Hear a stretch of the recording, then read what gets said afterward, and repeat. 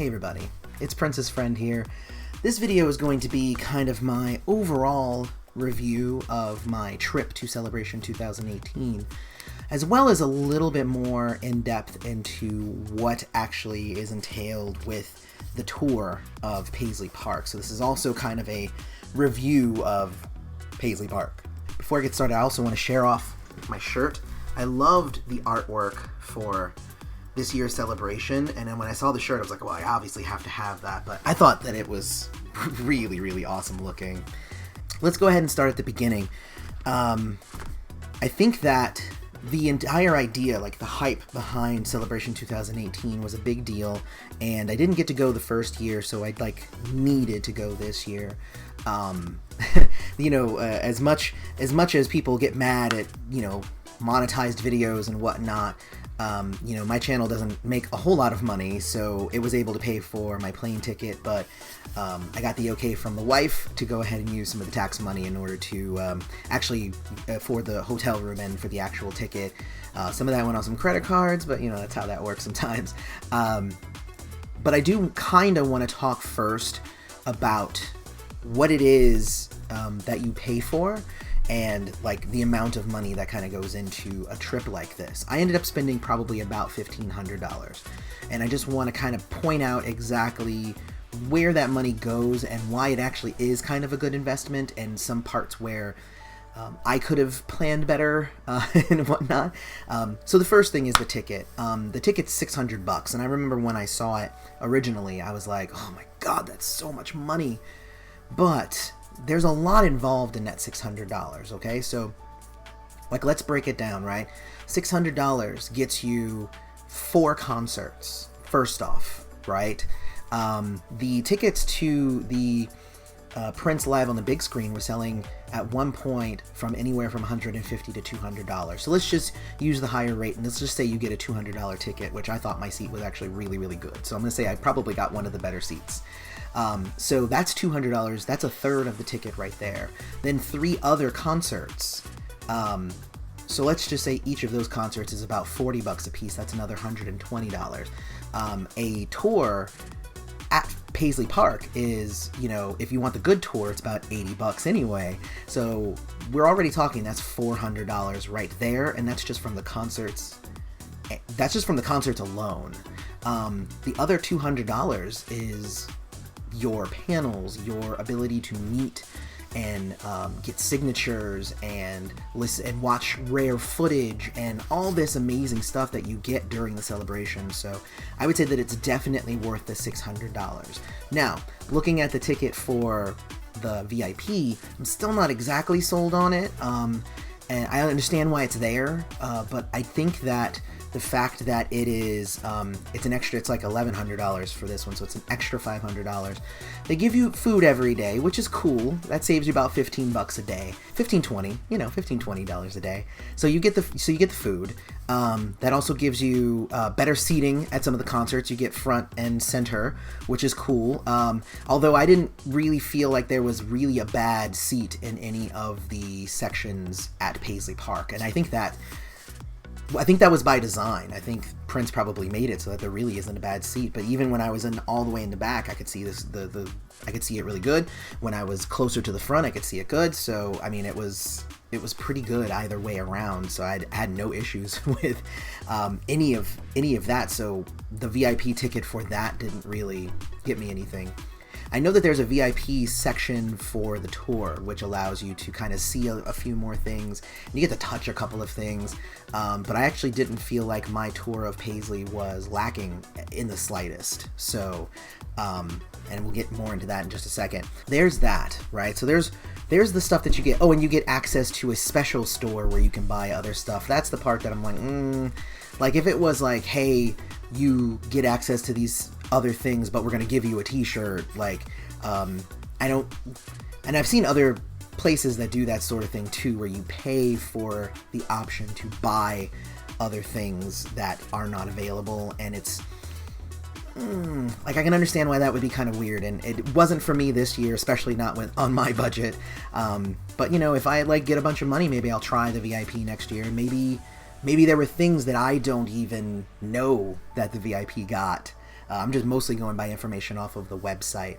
So there you go. When you show up, I do want to go ahead and say that one of the best things about the Celebration 2018 is how well organized everything is.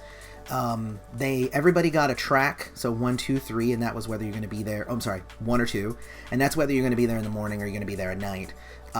Each day, and it swapped each day. But then you also, in your track, got split up into separate groups. For ours, it was VIP, then ABC. And then you get one of these really cool things here that kind of tell you exactly what you're doing each day.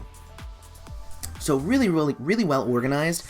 It all just kind of flowed. Anytime a group was supposed to be moving there, the other group was moving here, and it was like boom, boom, boom, boom, boom. So, I mean, super well organized. I also want to give it up to security, who was really nice. I want to give it up to all of the employees, honestly, at Paisley Park. Everybody was there, always had a smile. When I left, I was lucky enough that when I left, the staff was actually having lunch, so I was able to kind of stop on my way out and say, hey, I just wanted to thank you for making the entire experience pleasant, because it really was. And a lot of that had to do with the fact that no matter where you were, there was somebody there who had a smile, who was very helpful. It was amazing. So that was really cool. As a whole, I think that each of the different themes of each day was really good. First day was Sheila. Second day was concerts. Third day was Funk Soldiers. Fourth day was F Deluxe. I do think that on the whole, the panels that were held were pretty informative, although I did miss the Sheila E. one, which I think was probably my biggest fault with the organization, and I think probably my only fault with the organization of the event, was that I don't think it was clear enough that you needed to go somewhere else to get your ticket first and then come to Paisley, because my email had like the barcode and was ready for me to, scan something, but it didn't actually let me do that. I had to go somewhere else, and everybody may want to go ahead and up the security at the location that gave away tickets, because I walked up and they said name, and I gave them my name, and they said, here's your ticket, and I said cool, and then I had to make sure it was there, and they said, yeah, sign here, and I signed, and like that was it. Like, I was expecting to have to show ID and all that stuff. I mean, this is a $600 ticket that we're talking. I mean, if I had known the names of people, I could have just gone up and just said people's names. Like, if I had seen, oh, I know that person's going, so let me go and take their ticket. Like, you could technically do that, and all you'd have to do is make a fake sig. So, anyway, that's just regular feedback there. But on the whole, honestly, I really did think that all of it was very, very good in terms of everything else. The meals were okay. A lot of them were vegetarian. I tried the Buddha bowl, and it was kind of tasty. And the red velvet cake was good. I'm kind of a red velvet cake connoisseur, and I've tried red velvet cake from all around the country. And the red velvet cake was here. I think that it was pretty good, but the icing was slightly sweeter than I think. I prefer my cream cheese frosting, so I ended up eating about half of it and ended up sharing it with a friend of mine, Elder, who I met at the place. So I think also, as just part of the feedback, I think that going to Paisley Park was especially eye-opening for me, specifically. I know that everybody has their own, itinerary and their own agenda while they're there, whether they're there to pay respects to Prince, whether they're there for the tour, whether they're there to just kind of putz around, Minneapolis, which I did some of that as well. And there should be pictures kind of flowing in and out, because I got to go to First Avenue, I got to go to Calhoun Square, and I saw some different places in the city.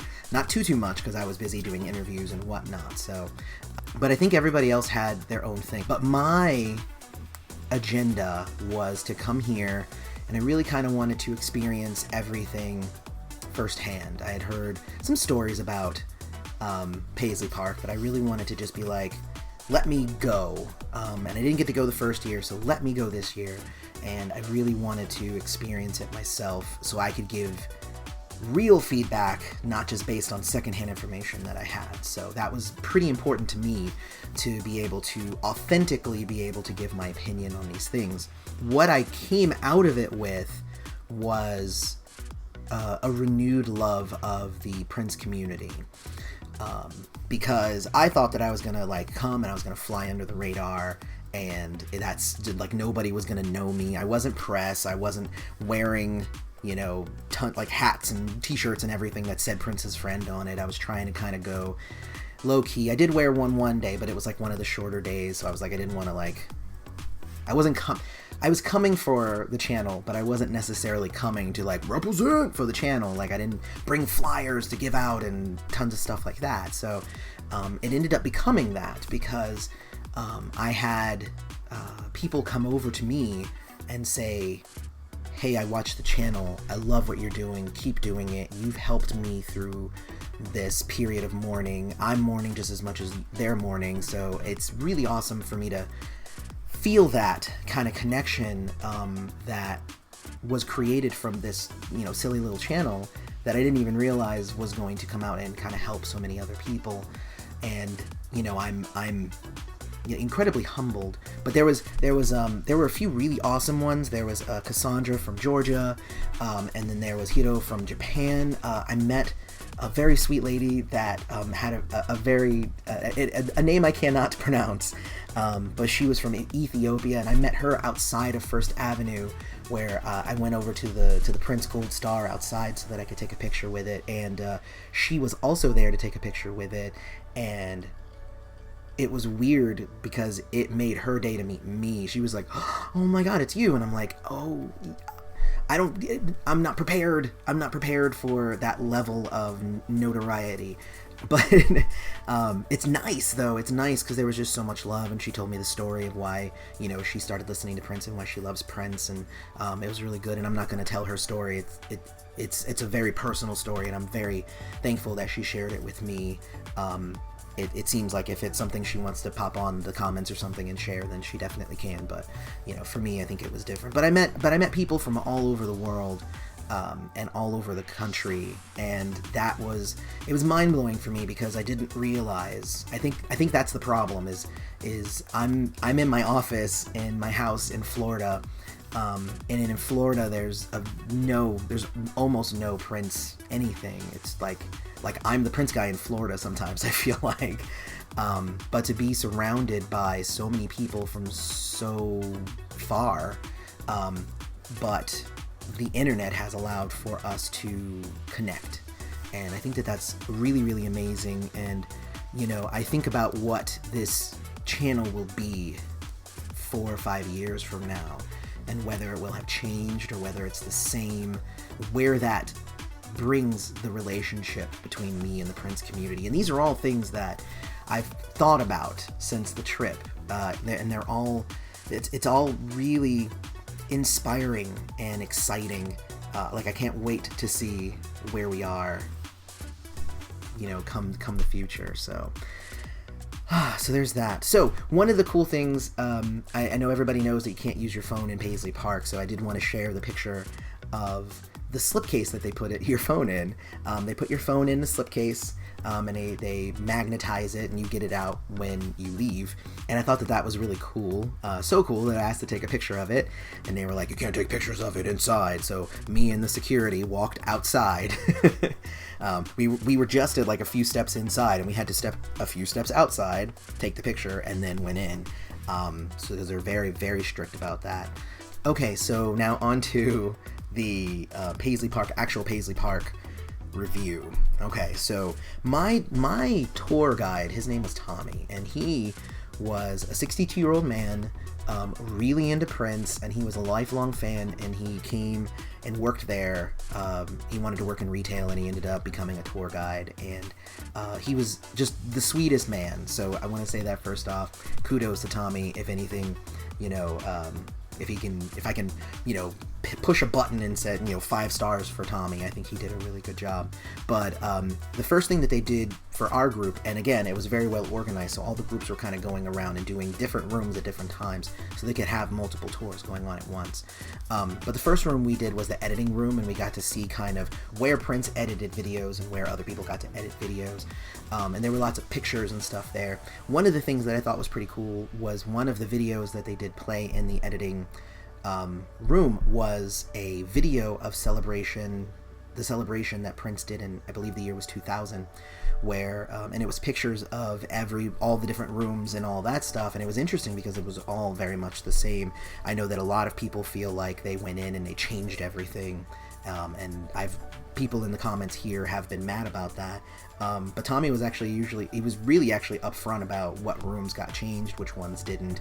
But the pictures also said to me, and a picture is worth 1,000 words, that the majority of it actually is exactly the same as it was when Prince was there. So that actually that alleviated some of the stigma that was kind of attached to Paisley Park in my mind. So there's that. The next thing that we got to do was to kind of go around. Prince had set up some rooms in the atrium area. We got to see the atrium area first, where his ashes are in the model of Paisley Park. We paid a little bit of respect to the man in presence of his ashes, and then they opened up all the different rooms, and there were some really cool things in these rooms. One was they had his very first guitar that he played with the leopard strap. One was some cassettes and some notes that Prince had written for like way back in the day, like 1979, 1980. And we got to see some of the notes, and I thought that was very cool. There was a Sign of the Times room, and then there was that was really cool. It had like some of his outfits from Sign of the Times and all that. And then there was a Love Sexy room. There was and you got to see some of the cool outfits for Love Sexy. And then there was a door that was just said the Black Album, and I said, "Hey Tommy, what? There's a Black Album room? That's so interesting." But we weren't allowed back there. It was just a black door, and all the other doors weren't black, but just this door was black. And he said, "Well, basically, if you open the door, if it's like a bunch of wires, it's where all the wires in the house all feed into." It's pretty funny. It's a really good joke, Prince. Like, that's the door that you open, and there's nothing really in there, and that's the Black Album to him, which I think is important. And we're about to do the Black Album review here soon, but it was kind of like that was the turning point, and he ended up scrapping that project and going with Love Sexy instead. And when I was in the Love Sexy room, I ended up crying, because it was weird, because there was a moment when I was in that room where everybody else had kind of cleared out to go check out the other rooms and stuff, and I was just kind of left by myself, and I just felt like I was just in the presence. I was just in the moment, and I shed a couple of tears, and it was good. It was really good, and it was cathartic.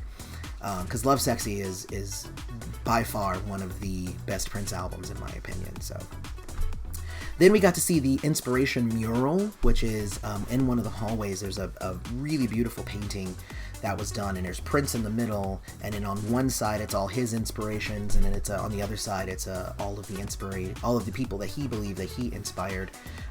And I thought that was very, very cool. Then we went into the various different sound studios that Prince had. One was the main one that he used to record in, and other bands would come and record in as well.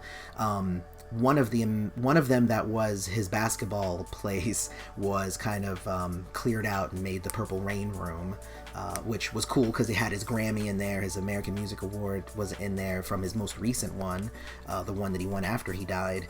And there was a big movie projector, and there was like wallpaper and stuff. It was a really nice room. I mean, basically they gave it a whole room because Purple Rain's where the money comes from. Prince knew that.